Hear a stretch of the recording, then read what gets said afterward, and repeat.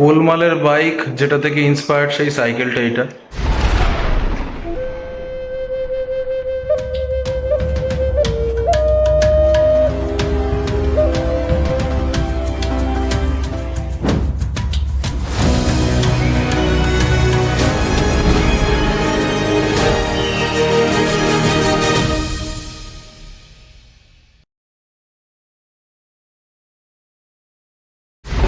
কিন্তু আমরা ভাবলাম যে আমাদের হাতে যেহেতু টাইম কম, তো এমন একটা জিনিস দেখি যেটা কোনোদিন দেখিনি। এডিনবরাতে যেহেতু আমরা ন্যাশনাল মিউজিয়ামটা দেখেইছি, তাই জন্য গ্লাসগোতে সবাইয়ের দাবিতে, ইনফ্যাক্ট আমার ছেলেদের দাবিতে, ওরা বলল যে বাবা চলো, আজকে দেখবো আমরা ট্রান্সপোর্ট মিউজিয়াম। কেন কি এখানে ট্রান্সপোর্টের জিনিসপত্র আছে, আর ওরা সিরিয়াসলি ওরা খুবই ফ্যাসিনেটেড গাড়ি নিয়ে। তো সেই ট্রান্সপোর্ট মিউজিয়াম দেখতেই আমরা এসছি, আর এখানে নানা রকম জিনিস আছে, তো সেটা আমরা দেখবো।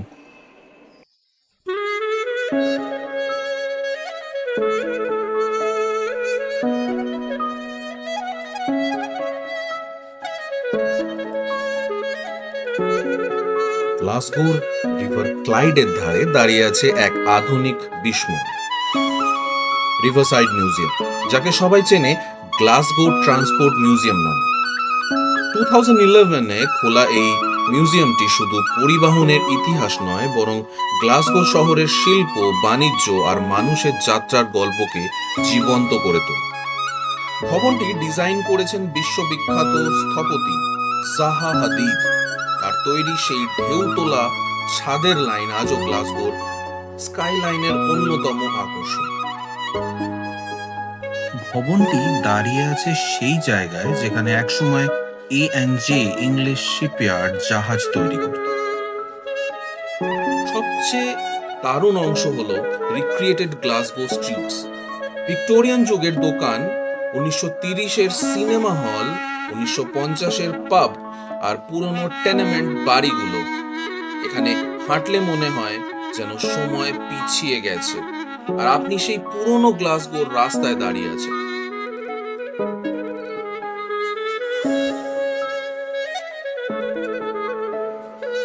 এই যে বাবা জীবন দাঁড়িয়ে আছে আমার সামনে, আর একটা হর্স ক্যারেজ দেখানো হচ্ছে, আর এখানে সাইকেল আছে। তো আমরা এখন ট্রান্সপোর্ট মিউজিয়ামের ভেতরে। ভেতরে ঢুকলেই চোখে পড়ে যায় 3000-এরও বেশি এক্সিবিট, পুরনো tram, steam locomotive, cycle, motor bike, vintage car, bus, এমনকি ঘোড়ায় টানা গাড়ি। প্রতিটি যানবাহনই যেন বলে দেয় গ্লাসগো কিভাবে একসময় বিশ্বের অন্যতম শিল্প শক্তি হয়ে উঠেছিল।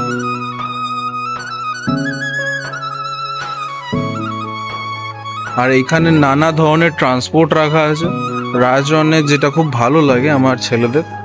তো তাই জন্যে এই ট্রান্সপোর্ট মিউজিয়ামে আমাদের আসা। আর এখানে different modes of transport, starting from the fair life, locomotive, engine, ship, horse carriages, cars, motorbikes, and every damn transport Scotland has ever seen. So, আমরা দেখবো আস্তে আস্তে transport museum. So, starting from the primitive transport to the modern electric vehicles, যেখানে অবশ্যই Tesla সবার আগে আসে। আর নাম্বারটা খুব সুন্দর দেওয়া হয়েছে, 4 টনসের আদলে APHO 7ONS। এখানে হন্ডার একটা কার,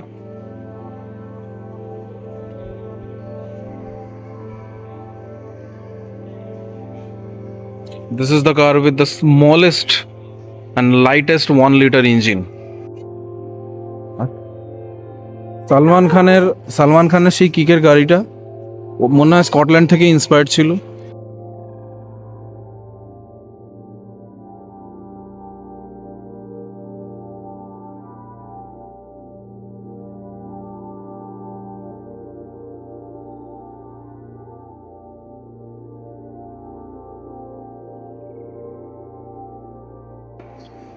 সেই যে উপরে রাখা আছে, এটাকে আমরা বলছি ওয়ার্ল্ডস ওল্ডেস্ট বাইসাইকেল। ট্রান্সপোর্ট মিউজিয়ামে এগুলোও রাখা আছে, আমরা দেখতে পাচ্ছি। এটা দিয়ে মনে হয় মানুষকে স্বর্গের পথে ট্রান্সপোর্ট করা হতো আগে, সেই জন্য এগুলো রাখা আছে। অবশ্য হ্যাঁ, কর্মফল অনুযায়ী স্বর্গ বা নরকের পথে মানুষকে এগুলো দিয়ে ট্রান্সপোর্ট করা হতো। দ্য ফার্স্ট ফায়ার ইঞ্জিন, এইরকম ধরনের ফায়ার ইঞ্জিন আমরা দেখে থাকতে পারি চার্লি চ্যাপলিনের সিনেমায়। তখন ব্ল্যাক অ্যান্ড হোয়াইটে দেখেছিলাম, এখন প্রত্যক্ষ কালারে দেখছি।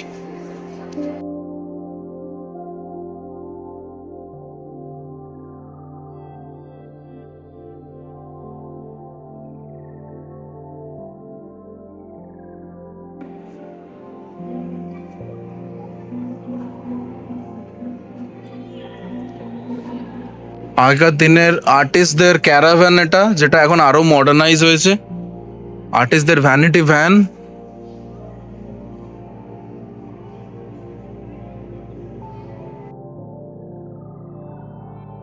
ভিক্টোরিয়ান স্ট্রিটের দোকানগুলো এতটাই নিখুঁত যে মনে হচ্ছিল জিজ্ঞেস করি কি চা আছে নাকি শুধু ইতিহাসই বিক্রি করো। এই ক্যারেজগুলো করে আগে কফিনস নিয়ে যাওয়া হতো, বেকারি অ্যান্ড আদার থিংস।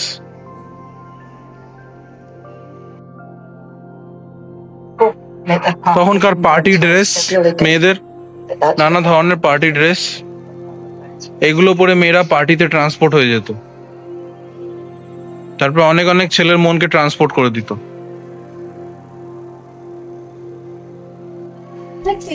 একটা অথেন্টিক স্টিম ইঞ্জিন এখানে দেখানো হয়েছে।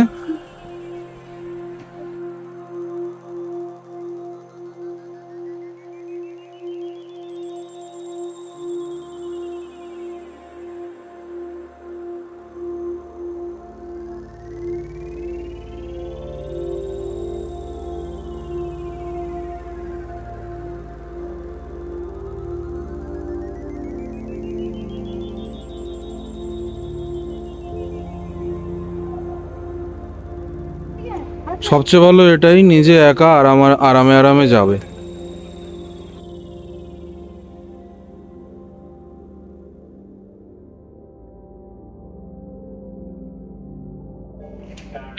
প্রিমিটিভ এরার সাবওয়ে ডিজাইন, আর তার মধ্যে একটা লোকোমোটিভ, সাবওয়ে লোকোমোটিভ, যেটাকে মেট্রো রেল বলি আমরা, বা টিউব।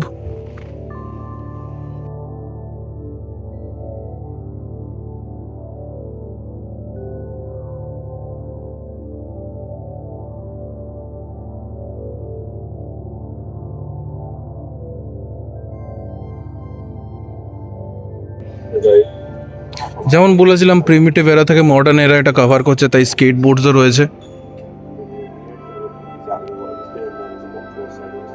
নানা ধরনের scooters, bikes and at the end super bikes.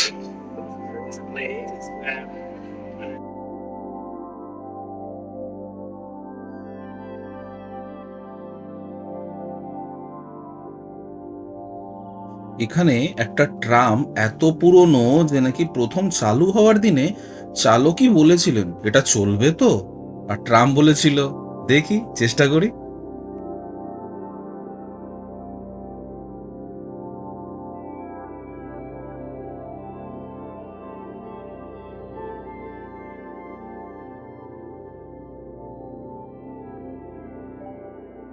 শুধু অরিজিনাল মডেলস নয়, টয় মডেলসটাকেও ইম্পর্টেন্স দিয়ে এখানে তারও কালেকশনস রাখা হয়েছে।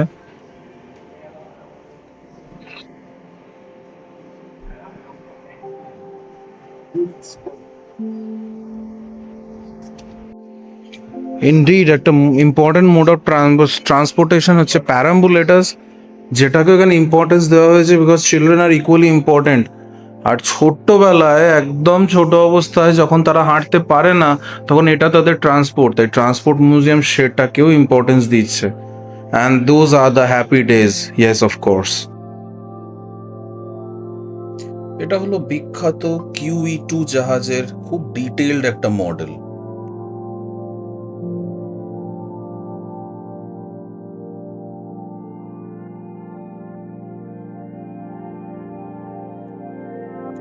এই ট্রান্সপোর্ট মিউজিয়ামের ভিন্টেজ গাড়িগুলো দেখে মনে হয় এগুলো একসময় রাস্তায় দৌড়াতো, আর এখন শুধু স্মৃতিতেই দৌড়ায়। কিছু গাড়ি এতটাই পুরনো যেগুলো স্টার্ট করলে ইঞ্জিন নয় ইতিহাসই গর্জন করবে। আর একটা গাড়ি আছে যেটাতে স্পিড দেখাতে পারতো, কিন্তু এখন মনে হয় স্পিডই দেখায়। গাড়িগুলোর সামনে দাঁড়ালে একরকম যেন গাড়িগুলো বলে ওঠে, আমাকে চালাতে গেলে সাহস লাগতো, এখন শুধু ছবিই তুললেই হবে। এই 3007 লোকোমোটিভটা 1944-45 সালে গ্লাসগোর নর্থ ব্রিটিশ লোকোমোটিভ কোম্পানি বানিয়েছিল। মানে জাহাজ, গাড়ি, সাইকেল সব দেখার পরেও এটা বলছে আমি কিন্তু এখানকারই ছেলে।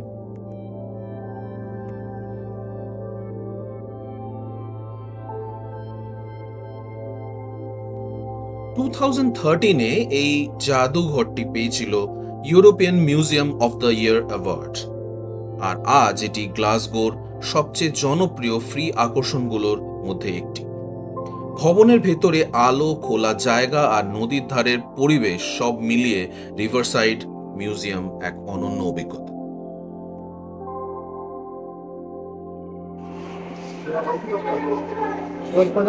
Said this is the Cooper, the first car at that time, actually, which was sent for the airbag testing. তো এটা হচ্ছে ফার্স্ট স্যাম্পল ওই কারটার, তাই জন্য এইভাবে রয়েছে এবং ওইভাবেই রেখে দেওয়া হয়েছে।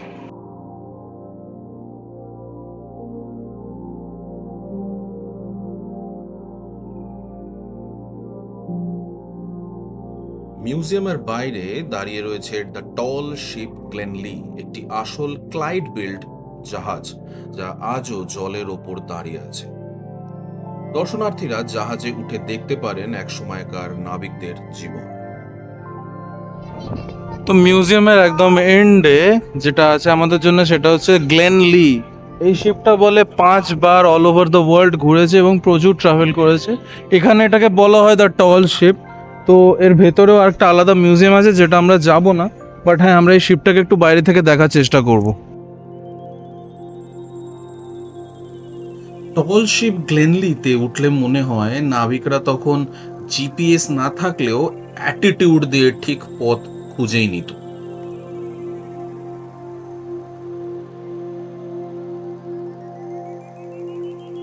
তো এটাই ছিল গ্লাসগো ট্রান্সপোর্ট মিউজিয়ামের গল্প, যেখানে গাড়ি চলে না কিন্তু স্মৃতি ফুল স্পিডে দৌড়য়। আশা করি আপনাদেরও আমার মতোই মজা লেগেছে, আর না লাগলে দোষ আমার নয়, কিন্তু গাড়িগুলোই ভিনটেজ। যাই হোক, এই বলে বিদায় নিলাম।